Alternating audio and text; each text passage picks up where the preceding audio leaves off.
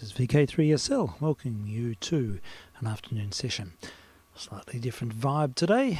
Thought we'd look at some Spanish music as we move forward, and as the weather changes, I'm sort of feeling like I can anticipate summer a little bit more and a bit of Spanish flavour. Spaniards are great for entertaining themselves and having their own in-house celebrations, and I think that's something I can take a leaf from, perhaps. Anyhow, welcome to the programming, and we'll continue, as always, with a 78 from the 20s.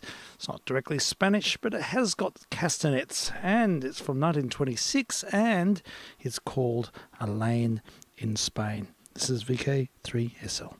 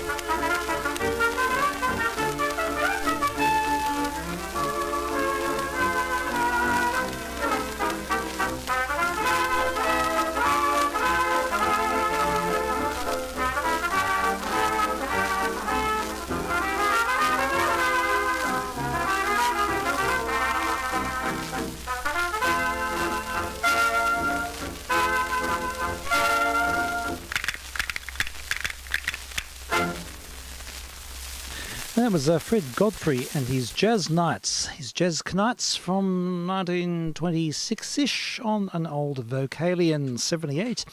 A lot of clicking there. Yes, they were going for it, weren't they? Yes, a bit of castanets, giving the... Spanish mood. That's right, they were creating the vibe for sure. vk3sl. Yeah, vk3sl test missions on 160 and on UHF and streaming, of course. So if you feel inclined, go and look on YT, where there is a streaming service. Now, that song came out in 26, I think, or 27. Now, I've just remembered that Gene Goldcat made a recording with a very young Bix in it as well. He actually doesn't solo in this, but Eddie Lang solos the guitar, and it's an early example of Eddie Lang doing one of his really linear guitar solos. It's quite bizarre, actually. It's unusual for its time. And he does a beautiful break leading in and then just sort of plays a single line on the guitar. It is quite an interesting record. So, Wonderful. Yes, indeed. Wonderful it is. Let's have a listen. Yes. And let's have a listen to Gene Goldcat and the orchestra.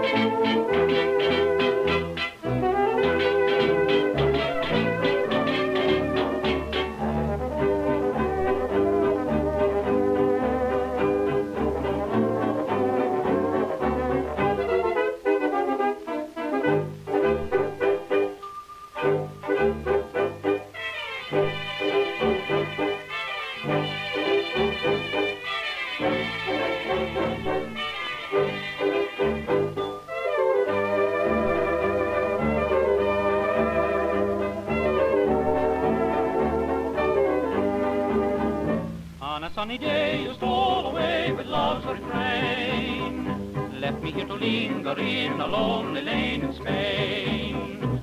Though the years are tears and life will never be the same, dreams are not forgotten in a lonely lane in Spain. Though the skies are blue up above, while the skies are blue without love, I will wait forever though the waiting is in vain, lingering alone along a lonely lane in Spain.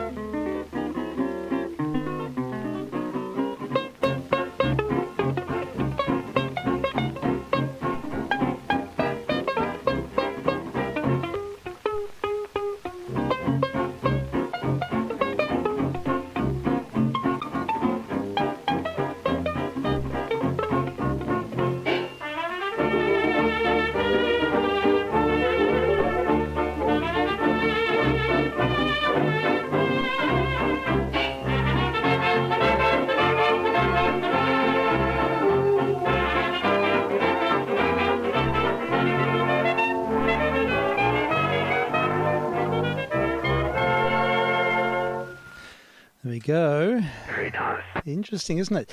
Gene Goldcat's band from 1920, I think it was early 27. It was with Bix and others who later moved on to the Whiteman Monolith. But Eddie Lang did the solo there, and he just sort of picked at it, really. It's sort of... It's a funny one, wasn't it? Yeah, a bit strange, and just an unusual concept there.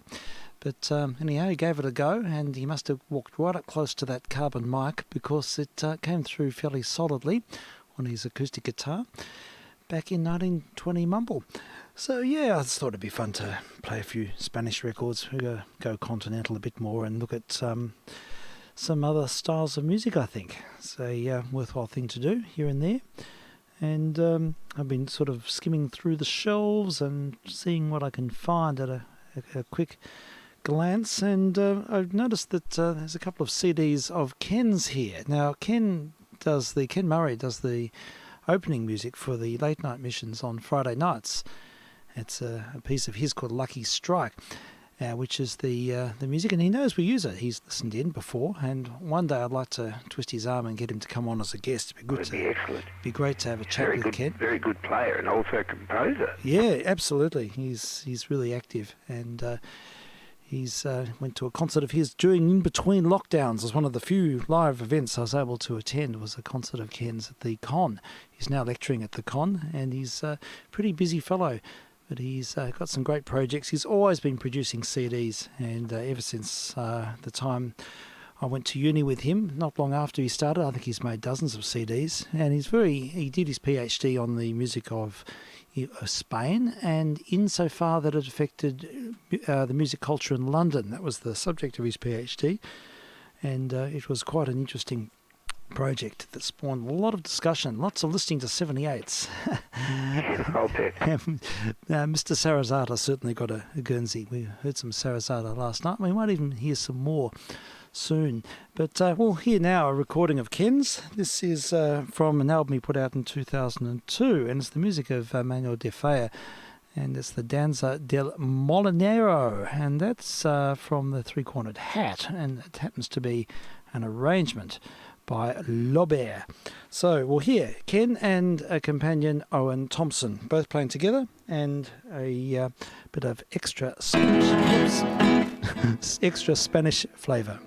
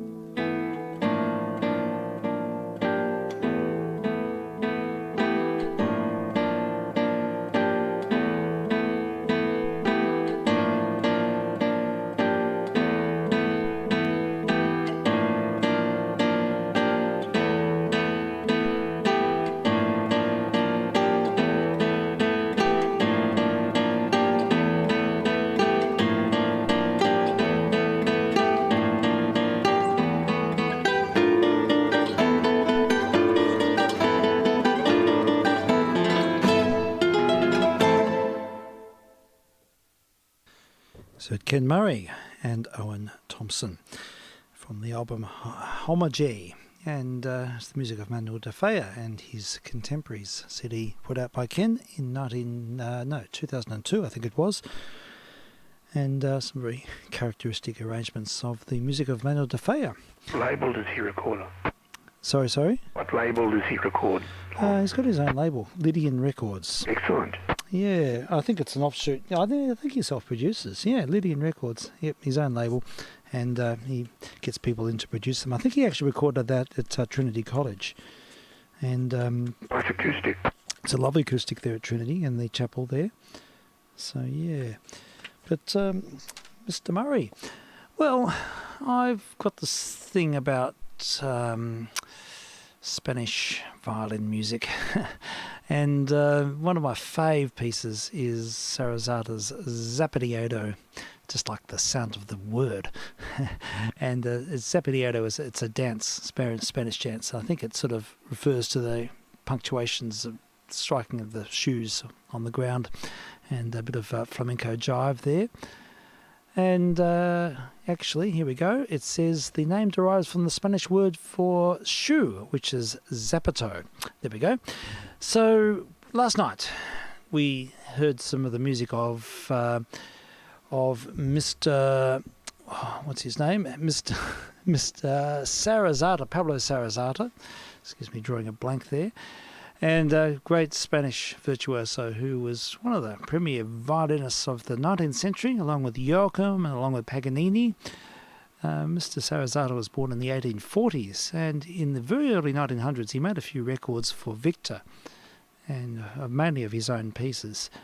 And he was quite elderly by that stage, and he was a little bit past his powers, but he was a really formidable force throughout his life. So these records are hugely significant. They're really important. So I reckon we'll have another one, and this time we'll play him first. We'll hear cut to the source. We'll hear the composer play the work in 1904, and then we might have a listen to a live performance with Mr. Heifetz, which is guaranteed to electrocute you. So let's have a listen now to Sarazata himself, Pablo Sarazata. Look him up. He's a really interesting guy. He had the most amazing career, and he made his pieces are still played often to this day, including this one, Zapateado.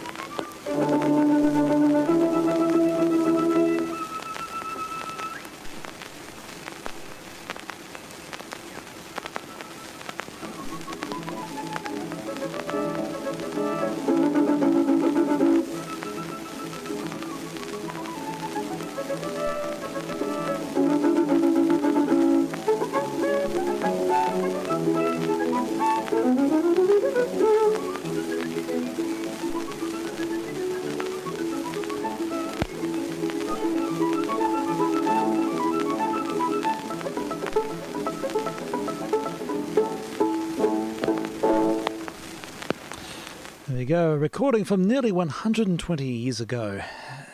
Pablo Sarasate playing his Spanish tap-dancing piece, toe-tapping piece, Zapateado. And I've always liked Zapateado. We'll hear another version now. This one. It's a very well-known piece, isn't it? Yeah, it certainly is. And here we go. We've got a live performance here of Mr. Heifetz, so hold on to your horses, folks. This will be something that'll really get you moving. vk3sl testing.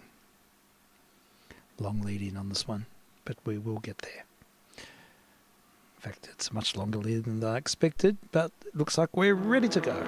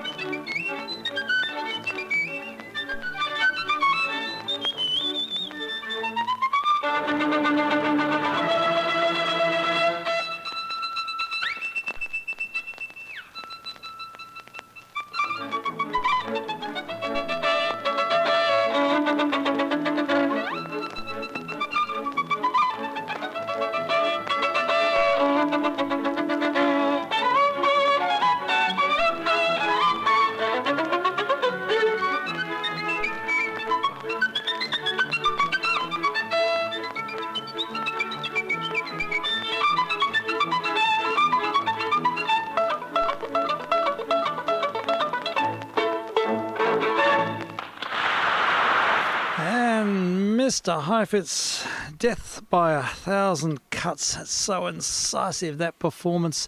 Talking about high energy. Yeah, it was with Donald Voorhees and the Bell Telephone Hour Orchestra, often acetate, recorded in the 1940s. It's not exactly the hi-fi versions of Heifetz that we often hear from that time, but it's just a particularly exciting live performance of the work.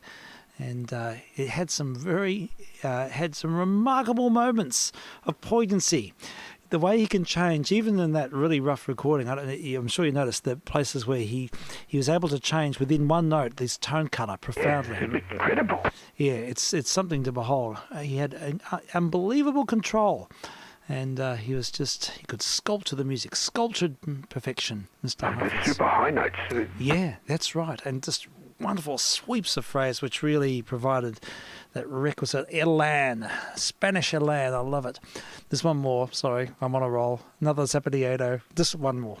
And this one is with Henry Zering. And it's also a very intense performance, but a slightly, also a live performance, but a different character. So, we'll sample this one as well. Off a TV special in 1960 Mumble, I think.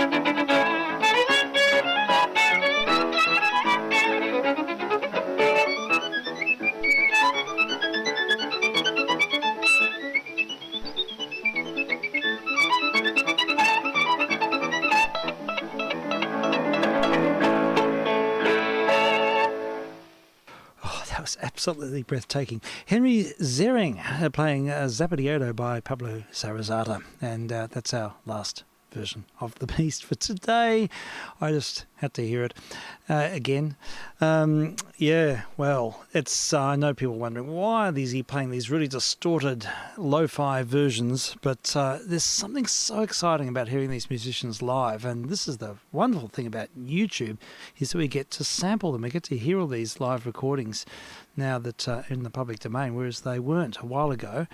And there are commercial recordings of all these pieces made by the same artist, but they're just never the same as the risk-taking, especially in the when it's on live TV, as it was then with Henry Zering. This is vk3sl test missions on 160 and on UHF, and we're also streaming online, as we do every day this time. Well, let's move on.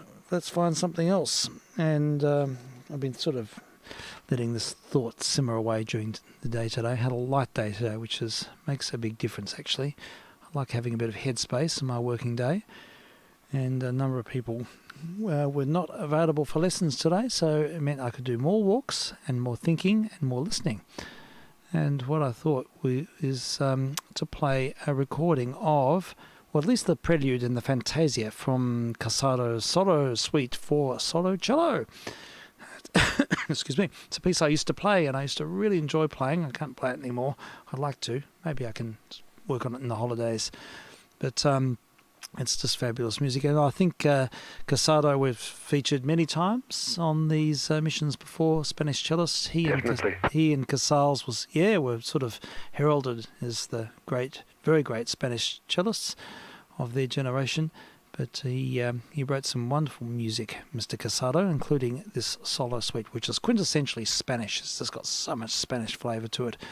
So I was going to play, there's a very famous live performance with, what's his name? Oh, gosh, I'm drawing blanks on names today. It's all right, I'll think of him in a minute. I was listening to it only a short time ago, but I've decided to go for a CD. And we'll have a listen to Maria Kleigel. And this is a recording made for Naxos. And this is one I sort of grew up with and I used as my own inspiration when I was learning the piece. So I thought it would be good to play this instead. So I think we're ready. I'm just going to check that everything is in order. When was this done? Oh, this was recorded in the early 1990s. And it's one of those Naxos discs. Maria Kleigel's a beautiful player. And... Janos Starker is who I was thinking of before. I don't know why. I must be getting Alzheimer's. I forget names all the time. It just drives me nuts. I know who I'm thinking about. Yeah, Janos Starker who I was referring to before. Yeah. And Maria Kleigel was a student of his. And he sort of reinvented. Starker found the work. The work had been neglected and forgotten, and he sort of rediscovered it in the 1980s and brought it back onto the map. And she recorded it as well. So yeah, hopefully the CD player won't skip, and we'll have a listen to the first movement. This is vk3sl.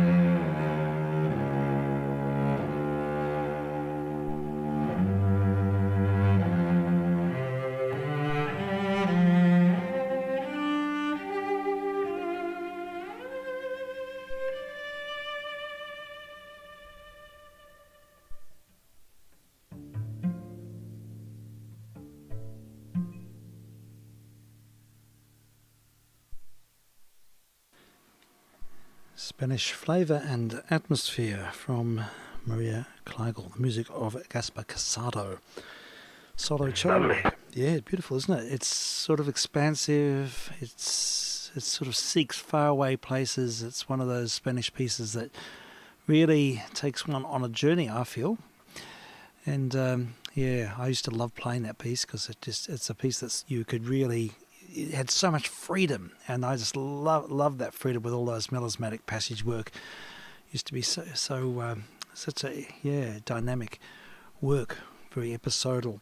The last movement is really great as well. It's very intense, and it's a dance. I can give you a sample of the last movement. Yeah.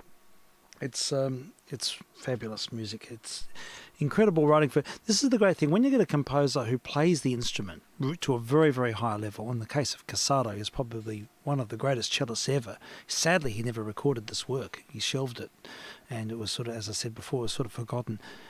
But the thing is, he knew the instrument. He knew exactly how to write for the instrument. And although it sounds really virtuosic, it's nowhere near as hard as it sounds because he knew the idiosyncrasies of the instrument, knew how to bring out the inherent qualities. So it's really, really well written. It's just beautifully written. So it's comfortable to play. And of course, that means that as a performer, you can sort of experience it more without having to sort of build up a sweat worrying about really impossible technical passages. So that's the genius behind it. But look, let's have a listen to a little of the last movement. It's a danza, it's an intermezzo and a danza finale. And from the solo suite for cello by Gaspar Casado, work written in the early 1920s.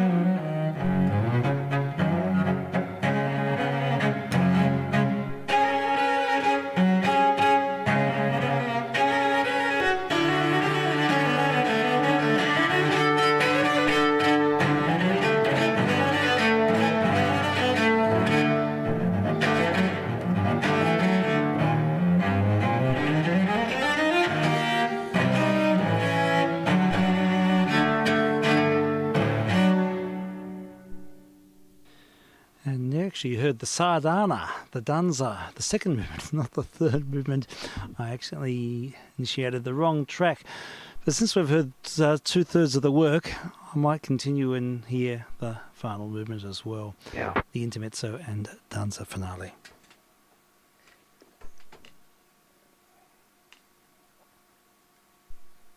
This is vk3sl.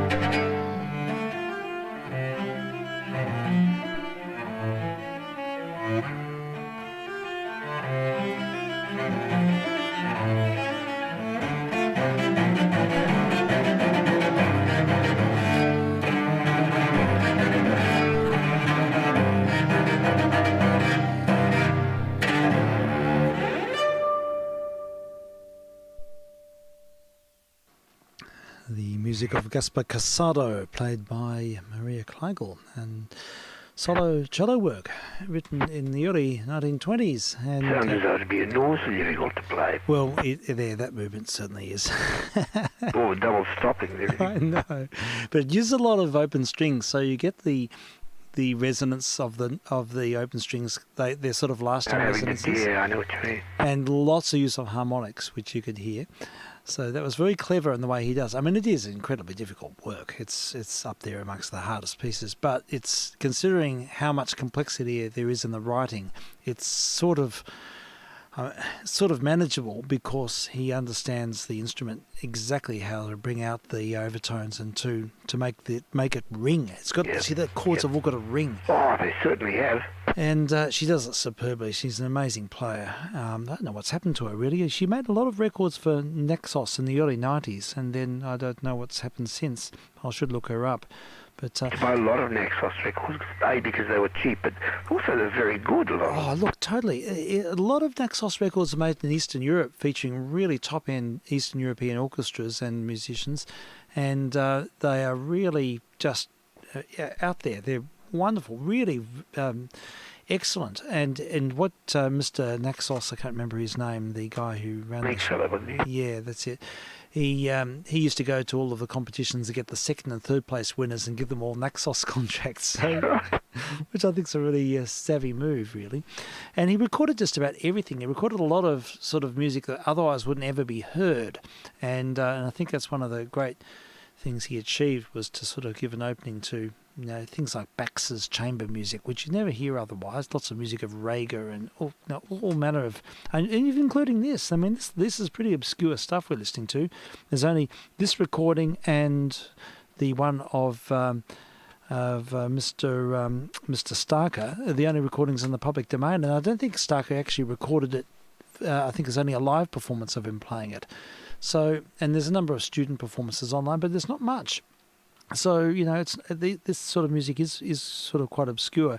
There's a lot more on the CD, which I'd like to save up for some Friday missions, actually, because there's some tremendous interpretations of David Popper's pieces and Piazzolla and other Spanish-flavoured offerings on this CD called Le Grand Tango, is the name of the CD. So, but I almost have a synesthetic response to hearing some of those low notes. I think they're sort of enhanced, but they sound amazing. And I get this... feel them, can't you? Yeah, I know. I can feel it, and I can almost taste it. Taste the sound of the lower strings. And there's something sort of, I don't know, textural.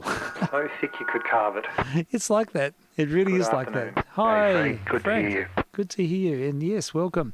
Yeah, it is. Sometimes sound can have that effect, I think, of sort of evoking other senses. I certainly experience that from time to time. I know some composers had profound synesthesia. They could, you know, they'd have visions. Scriabin had these sort of oceans of light and colour and all these sort of magical sort of fantasies. It really triggered all sorts of really interesting sort of sensory responses in him. Needs LSD. Yeah, it was quite similar. I think LSD just sort of blurs those boundaries and sort of lets the brain, you know, go crazy in that. That is exactly what it does do, actually. No fooling. It Right. relaxes the boundaries that normally sort of keep our minds sort of tightly into reasoning little segments, Yes, and lets one flow into another. Okay, that's interesting. Yeah, I remember looking at some drawings of someone who was taking LSD, and as the trip became more and more sort of involved, how it distorted their sort of the way of representing a portrait. It was an artist, and I think there were a lot of in the 60s, there were a lot of people experimenting scientifically with LSD. And they're doing it again now. Oh, really? Okay. Not just LSD, but psilocybin, which is magic mushroom stuff. Oh, yes, right. Yeah. Aldous Huxley wrote a couple of good books on his on his LSD trips. Downloaded them. I'm going to read them. Yeah, they're interesting reads. My cello teacher in London got me to read those. He was all about perception and about our take on reality. He was a philosopher, and he, as well as being an amazing cellist, he was also read psychology, and he was very interested in the sort of the realm of perception. So that was a big part of our discussions, and the whole psychology of learning as well, and how we sort of create barriers. And he was renowned for bringing adults or students, older students, to a high level through just getting them to reason and work out their prejudices. And just by having a childlike disposition, you can actually achieve a lot more than otherwise you would if you had perfectionist and limiting attitudes. That's it, because it sweeps away preconceived barriers and prejudices and everything, and just opens the mind. It's so true, yeah. So having a childlike curiosity and an openness to experience, and not being sort of too, self-analytical, can be quite a liberating experience, I think.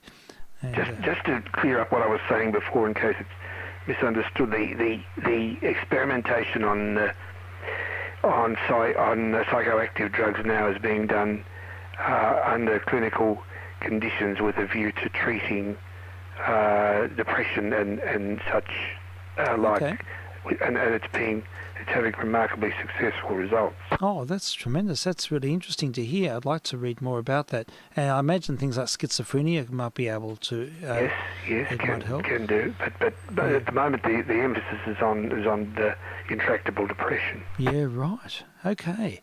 Wow. So just using it in a very measured and calibrated way, maybe people can find different neurological pathways and things like that. Sure, and the effects seem to be lasting.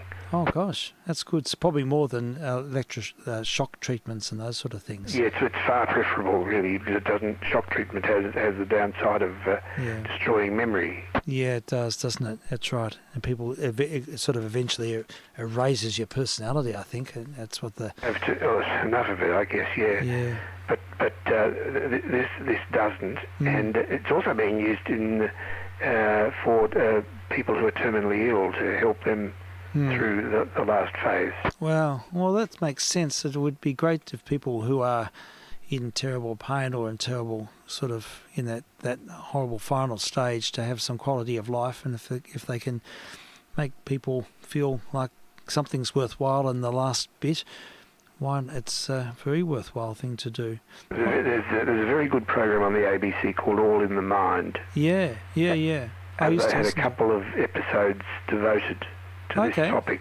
In recent times, Frank? Yeah, last year. Right. Okay. I'll look up the archive, because I used to listen to that when I was working less. I regularly listened to that program because I always found it interesting. Yes. Well, these are two very good programs back to back on this absolutely on the subject. Fascinating Wow. subject. Yeah. Oh, they're very good. Well, I'll be most interested to hear that. That'll be great.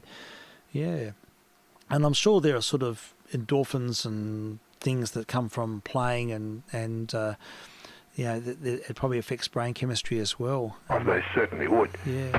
So, I think a lot of these sorts of benefits are what you get from listening to music. Yeah, I think so. And even more from playing it. Yeah, well, I don't know if even more. Just as you can deep listening has got a lot to be said for it, especially when you sort of try and decouple attitude.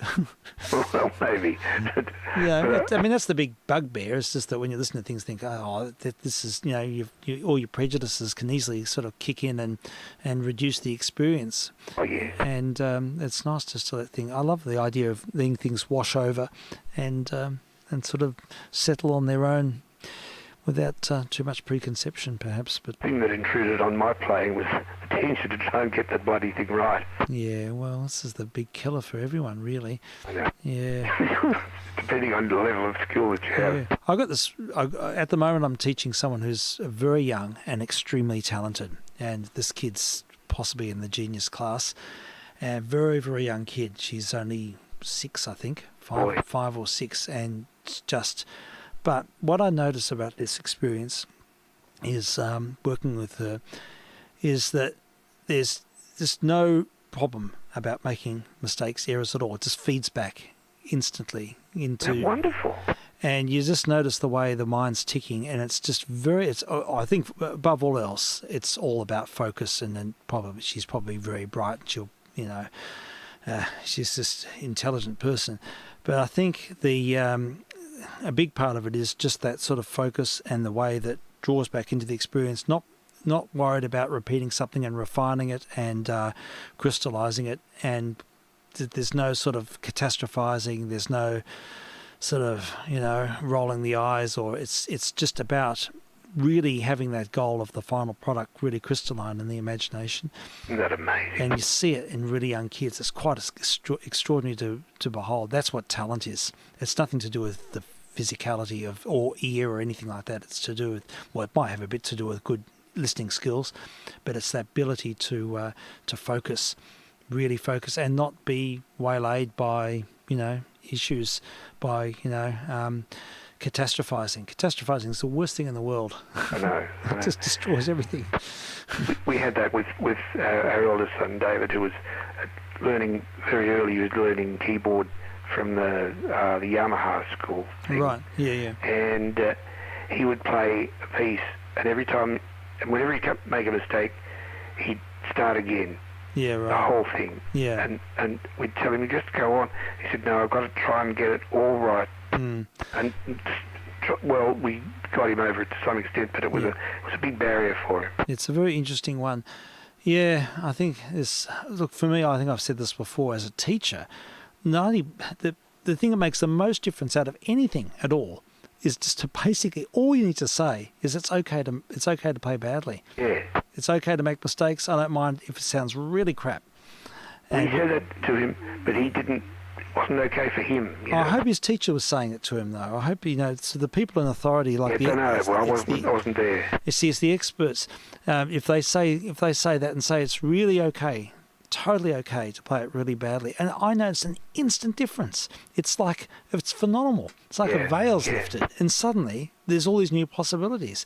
And if you work on that level of just focusing on one small thing, and everything else, you have to actively give people permission. And I think that has, it's just sort of something that doesn't work very well in our society norms and our sort of, our meritocratic reasoning. we expect, perfection has got to be a goal in itself. Yeah, totally. No one pays attention to the means. And so end gaining sort of totally wrecks the experience for a lot of people anyhow. But, to reclaim that childhood like wonder, whimsy, curiosity is one of the hardest things to do once you start to become a part of our mainstream world. Yep. Anyhow, but it is interesting seeing young people who really have that focus and without any, they just throw it to the wind. If something doesn't work, it's just not an issue. It's just completely okay. Oh, it's just so lucky. And everything's a positive feedback loop. Every single experience just feeds into the next attempt, and they're able to decompartmentalize and work in small sections and refine them, put them together, and it's sort of done automatically. Yeah. And you see results improve just super quickly. It's amazing. And I just give this kid something to do, and then I'll see her nut it out. I'll see her work it out. And then she's ready for the next thing, and you just keep feeding. And it's very interesting to observe because it's just this whole sort of way. But that's where it all comes from. It's just the way. It's just the reasoning that goes with it. And you just got to be able to play really, really badly, and accept it, and see some kernel of something that you're building on within that schema, and then gradually things they usurp each other, and things sort of one type of experience crystallizes another, and things sort of quite quickly build. But we've got to be in that position of accepting the rawness of an experience, I suppose. It's a bit of a mindset, isn't it? It is. It's very much an attitude. My teacher in London was obsessed with this. He talked about it all the time. He used to make me to keep a diary about my attitudes and the way I thought about things. Oh, really? That's wonderful. Yeah, it was quite difficult because I was Kate was studying in Italy and I was in London, so we're in different places, and it was a pretty lonely experience. I was just house sitting in London in winter's terrible. And it was very lonely, and it sort of helped in understanding one's own personal psychology in relation to the experience of learning, at any level. Anyhow, there we go. Enough musing on that subject. 'Cause we've got one here for you, Mr. OP. Spanish Guitar Solos. This is an LP, a 10-inch LP from 1950, early disc. Very good. And I don't know anything about this dude. His name is, let me look at it. Its name is Carlos Montoya. I went to see him. You went to see him, did you? Sorry. Oh, really? I went to see him in the must have been late 60s, I think. Really? With a woman that I was seeing at that stage. Oh, really? Fantastic. And she took me for my birthday. Oh, how about that? That is brilliant. So you've heard Mr. Montoya. Carlos Montoya. Oh, very good. Yes. Well, here's an album of his from, it's early. It's got 1950 on it. He's terrific. Yeah. I mean, he's up there with the best. Okay. I don't know anything about him at all. And it's supposed to have liner notes inside, but they're missing. But the record, it's an interesting boutique label, which I've never seen before. Can't even see that. Oh, it's over here on the table. I've already queued it, so we'll refer to that later. But anyhow, I just thought I'd choose. I can't even tell what the name of the track is because I haven't got the liner notes with me. But we'll hear something quintessentially Spanish from Mr. Montoya. And we'll dedicate this to you, to your guitar exploits there, Mr. OP. Thank you.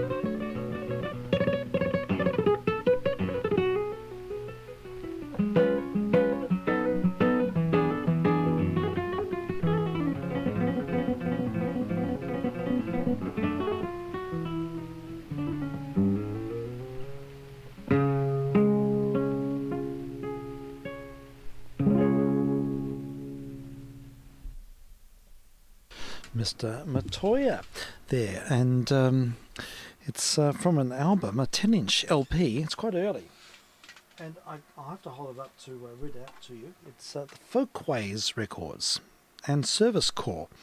I don't know anything about this. 1950. Very early. I didn't realise he was. He must have been quite old when I saw him. Yeah, maybe, or maybe it's a little bit later. I don't know. Maybe it's just a general stamp about the date. I've never seen this label.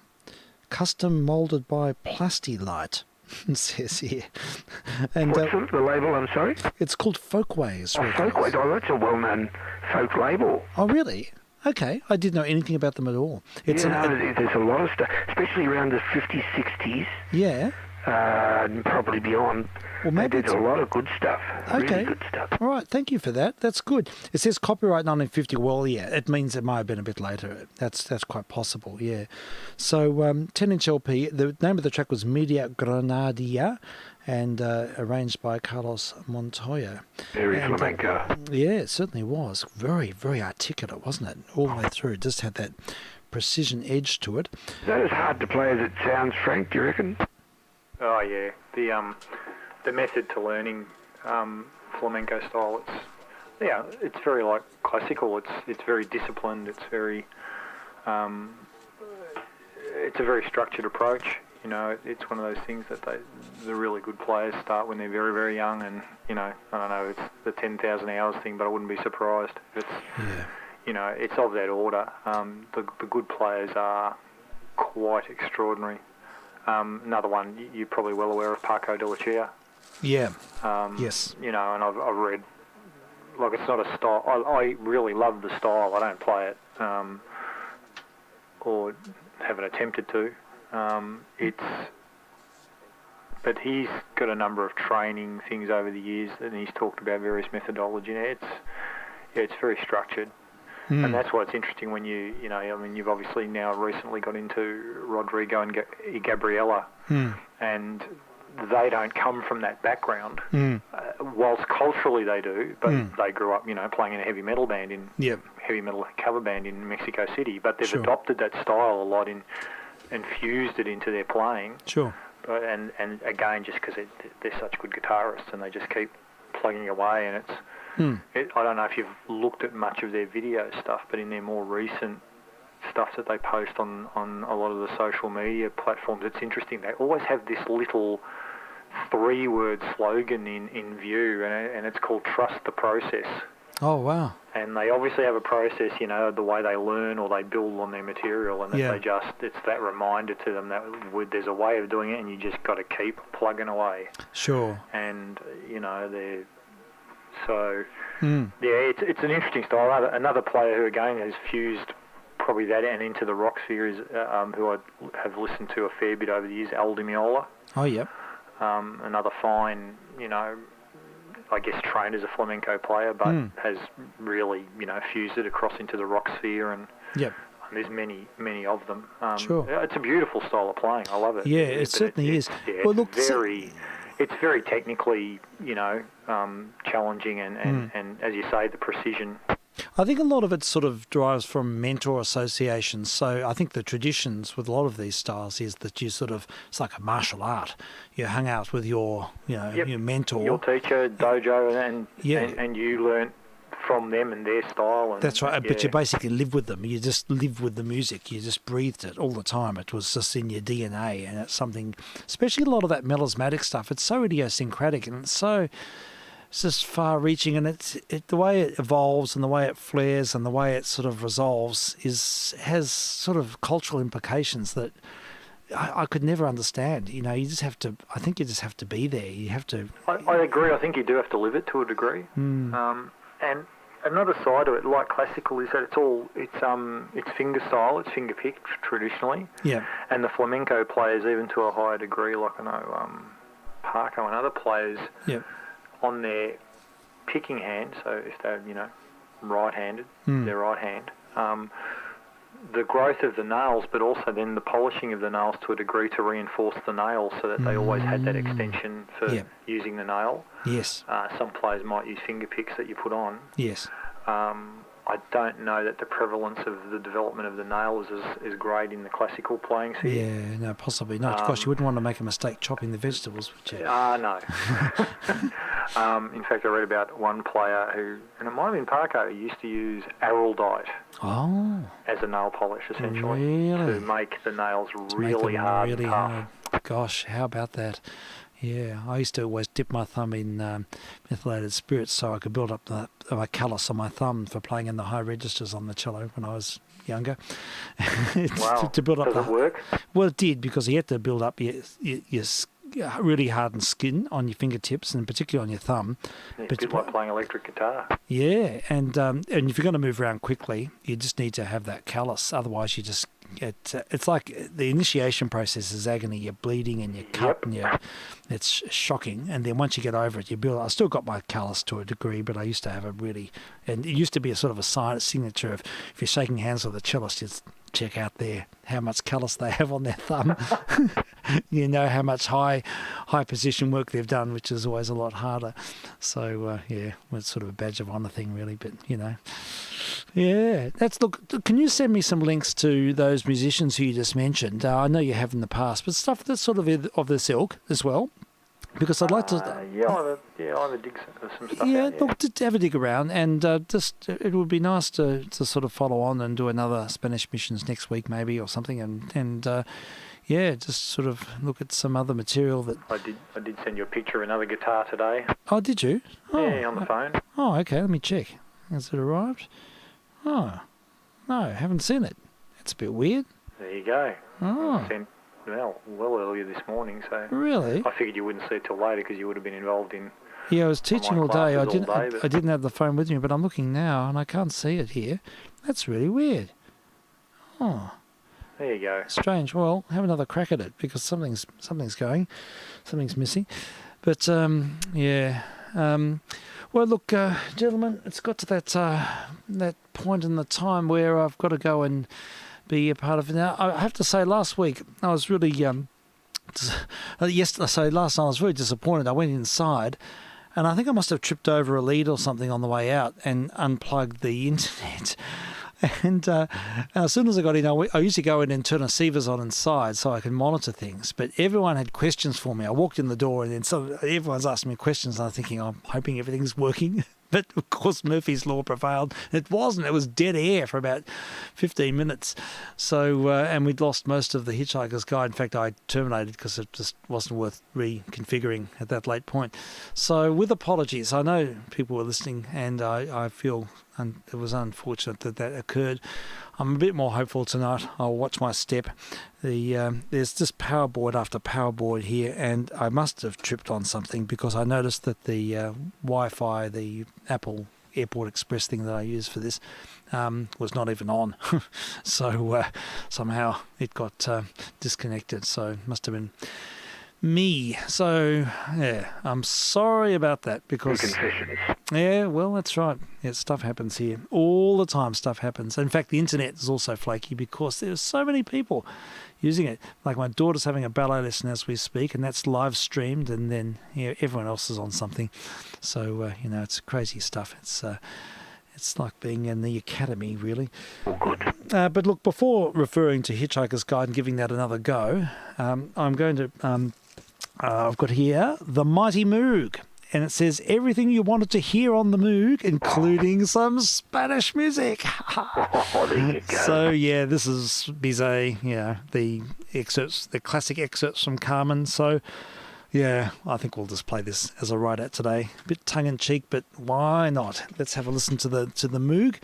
And, Frank, well, if you've got some suggestions about Spanish, about some of the guitar players you mentioned and stuff that sort of is emblematic and whatever, please, that goes for anyone else. Put it on the list. Sounds terrific. Yeah, sounds good. All right then, gentlemen. Well, I'll just cue this up. And I'll sign and put on the recording. Okay, no worries. Well, thanks, fellas. VK3JR is clear. And we'll say cheers to you there, Mr. OP. And cheers, Steve. Cheers, Frank. VK3JR, vk3sl, vk3op. Okay, and at this point, I will say my cheerios, and then I might be back briefly just before the Hitchhiker's Guide. But let's have a listen to Carmen on the Moog.